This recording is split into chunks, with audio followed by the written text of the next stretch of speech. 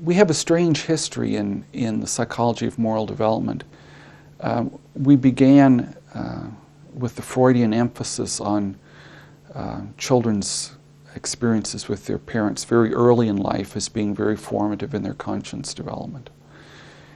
And then we moved into a phase where, and perhaps it could be phrased as a liberal phase, because the notion of authority in morality was challenged, and the cognitive developmental perspective seemed to argue that peers, people who were relatively equal in terms of developmental level, were the ones that would best stimulate development.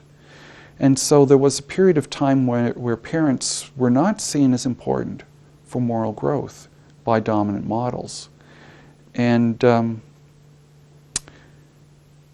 when I became a parent, this bothered me, because perhaps more than anything else about my children's development, I wanted them to mature, to be morally sophisticated, caring, loving, fair people.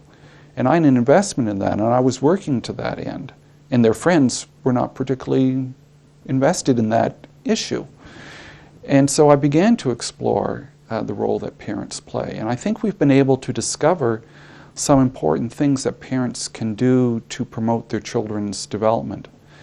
And some of these things include a willingness to listen to children and to value what they say and to support them in their decision making, rather than trying to feed them the right answers to life's problems.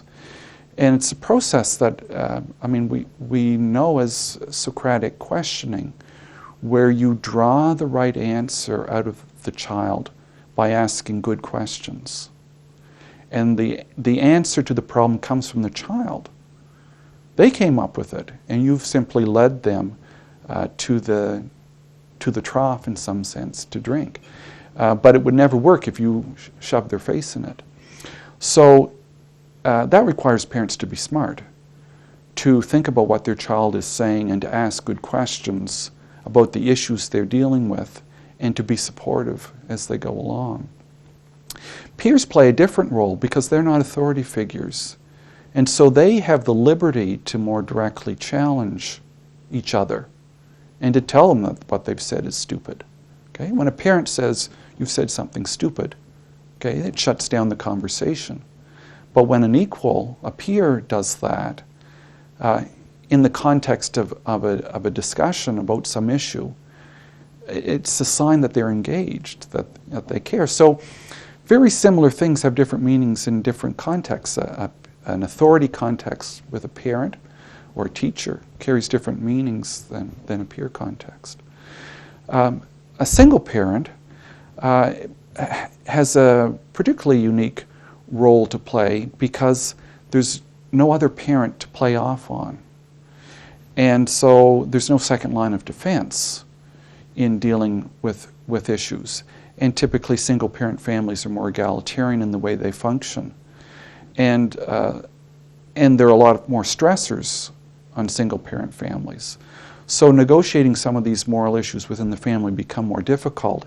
And so it's more important for the single parent to be conscious of what she or he is trying to do to negotiate these issues with children. But the same fundamental principles remain, that if you are overly authoritarian with your child on moral issues, you'll push them away.